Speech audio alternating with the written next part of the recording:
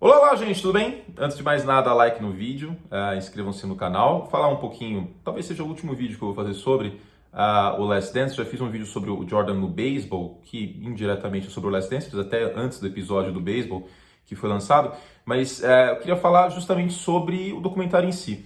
A ideia que eu tive para esse vídeo, né, a ideia surgiu uma conversa que eu tive com os amigos que eu morava na época de faculdade, no nosso grupo de WhatsApp, e a gente estava discutindo, quando foram lançados os primeiros episódios, os primeiros 2 episódios, se o Last Dance era um documentário sobre a carreira do Michael Jordan ou sobre a dinastia dos Bulls. E a conclusão que eu cheguei depois de assistir 8 episódios, e spoilers daqui em frente, né? Se bem que não sei se é spoiler, né? Porque é a história da NBA, enfim.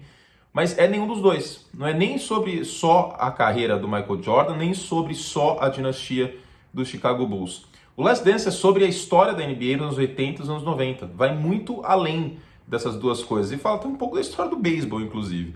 Então, um momento muito importante que foi a greve de 94. Então, não dá para falar que é só sobre o título de 98, não dá para falar só sobre a carreira do Michael Jordan, não dá para falar que é só sobre a dinastia dos Bulls. É muito mais coisa. Os primeiros episódios, por exemplo, falam muito sobre Magic Johnson, Larry Bird, então os Lakers e os Celtics, como os Pistons tiveram que passar por cima dos Celtics para se tornar o time dominante na época, como os próprios Bulls tentaram passar por cima dos Pistons e conseguiram, depois de 2 derrotas nos playoffs, para virar o time dominante, como os Knicks do Patrick Ewing no final dos anos 90 tentaram fazer isso, acabaram não conseguindo, né? Conseguiram chegar na final, mas aí o Jordan não estava jogando. Então, é um documentário que vai muito além. Só não dá para resumir esse documentário com 10 episódios.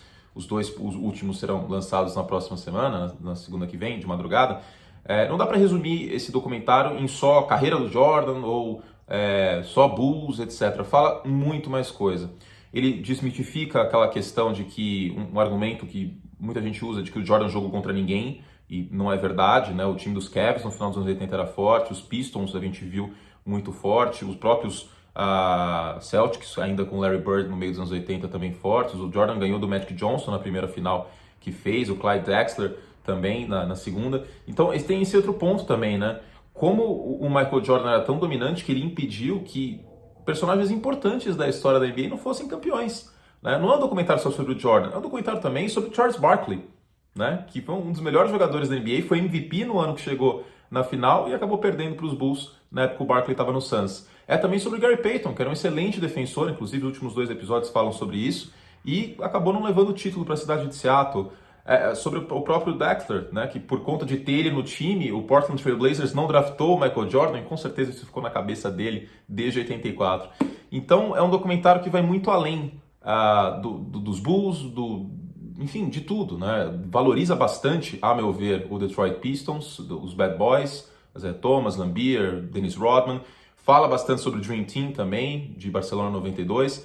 É um documentário que vai muito além. E mesmo que a gente resuma o documentário a apenas Chicago Bulls, é um documentário que dá um valor muito forte ao Scottie Pippen, que foi um dos melhores jogadores da sua era, foi um dos melhores defensores de sua era, e que acabou vivendo um pouco na sombra, né, do Jordan, queira ou não. Não tem como não dizer isso, né? O próprio documentário referencia ele como o Robin e o Jordan o Batman. Mas, como uma pronúncia maravilhosa, né? Batman. Uma pronúncia britânica. Às vezes sai, desculpa, gente. E, enfim, é isso. Até o episódio 3 sobre o Dennis Rodman. Eu acho que é um documentário que vai muito além apenas da questão Bulls, apenas da questão Jordan, né? Fala até um pouco sobre o beisebol, a greve de 94, como o Jordan não queria ser um replacement player, não queria furar o piquete e acabou voltando para a NBA nesse cenário.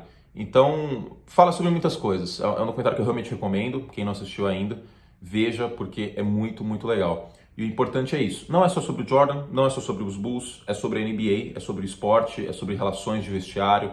É um documentário para lá de interessante, é um dos melhores que eu já vi em se tratando de esporte. Tá bom? Gente, beijo carinhoso. Fazer um aviso aqui para vocês. Antes, eu vou fazer live de Madden essa semana, fiquem tranquilos. Mas segunda-feira, a partir de segunda-feira que vem, segunda-feira à noite, ou melhor, a partir de terça que vem, eu vou tirar férias de 30 dias, porque desde 2014 eu não tiro mais do que 10 dias de férias, né? Aliás, essa é outra coisa que eu aprendi com o documentário, né? Chegou 93, o Jordan estava exausto. E se o Jordan pode ficar exausto e o cara é um deus na Terra, eu acho que eu, um mero mortal, que sou uma formiguinha no mundo, perto de um cara desse, perto de tantas outras pessoas, acho que eu posso também, né? Então faz aí 6 anos que eu não tiro férias de verdade. Claro que eu não vou viajar, né? Porque a gente tá aí em casa, mas vou conseguir descansar e jogar meus videogames que não sejam de esporte. Vou dar uma pausa em tudo para dar uma refrescada e vir ainda mais forte, tá bom? Então a partir de terça que vem, um hiato aqui no canal, no podcast, em tudo. A gente tá gravando mais podcast essa semana para compensar. E aí a gente volta depois, tá bom? Beijo carinhoso. Tchau, tchau.